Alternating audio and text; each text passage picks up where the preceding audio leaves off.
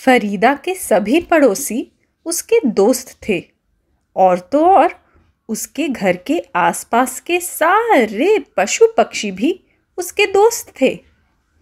फरीदा उनका खास ख्याल रखती थी और उनके लिए वो रोज़ाना एक दावत सजाती थी। पर छोटी सी फरीदा रोज़ दावत कैसे देती थी?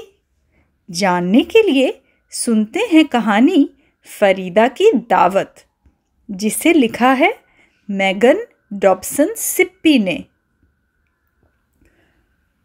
छोटी सी फरीदा हर शाम घूमने निकलती है, एक 4 डिब्बे वाला बड़ा खाली टिफ़िन और एक बड़ी सी पानी की बोतल साथ में लेकर।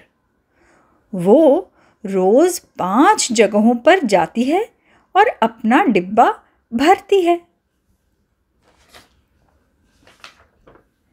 फरीदा का सबसे पहला पड़ाव है उसके घर की रसोई। रसोई में जाकर फरीदा माँ से कहती है, माँ, मुझे कुछ दाल और चावल के दाने दो ना। माँ मुस्कुराते हुए उसे दाल और चावल के दाने देती है। फरीदा अपने बड़े टिफ़िन के पहले डिब्बे में दाल और चावल भर लेती है। घर से निकलकर 2 कदम पर सब्जी मंडी में सब्जी वाली चाची सब्जियों के बीच बैठी होती है।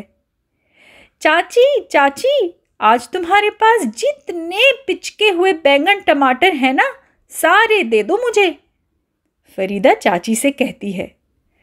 चाची ने पहले से ही सारी पिचकी हुई सब्जियां फरीदा के लिए इकट्ठी करके रखी थीं।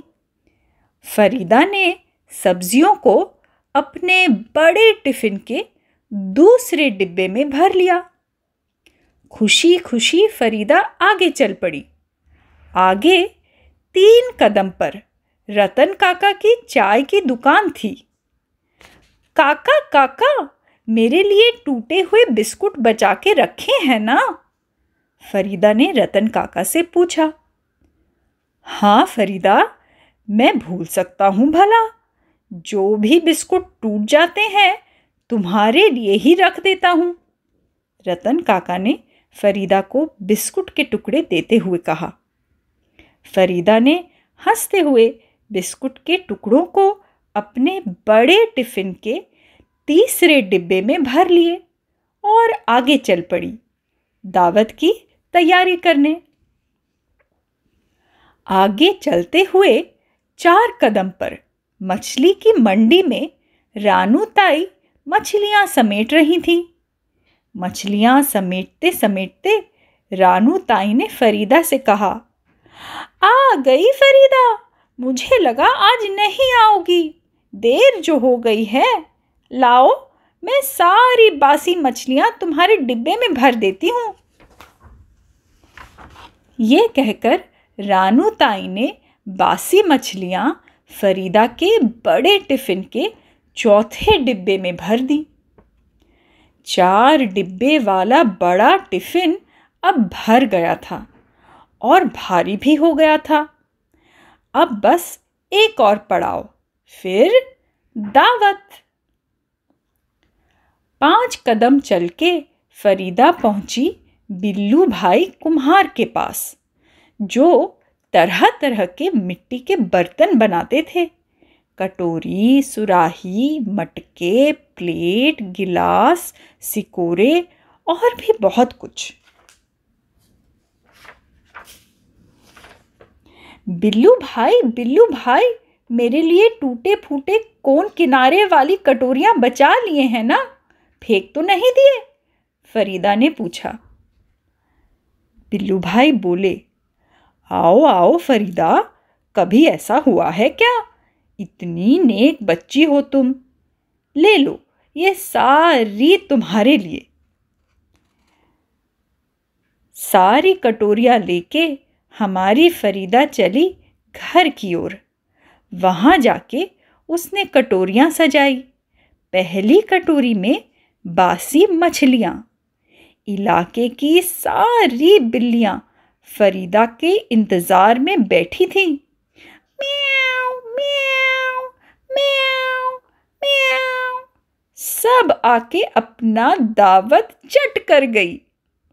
फिर दूसरी कटोरी में उसने बिस्कुट डाले।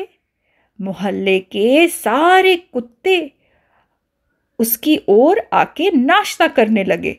भाऊ भाऊ भाऊ भाऊ भाऊ भाऊ।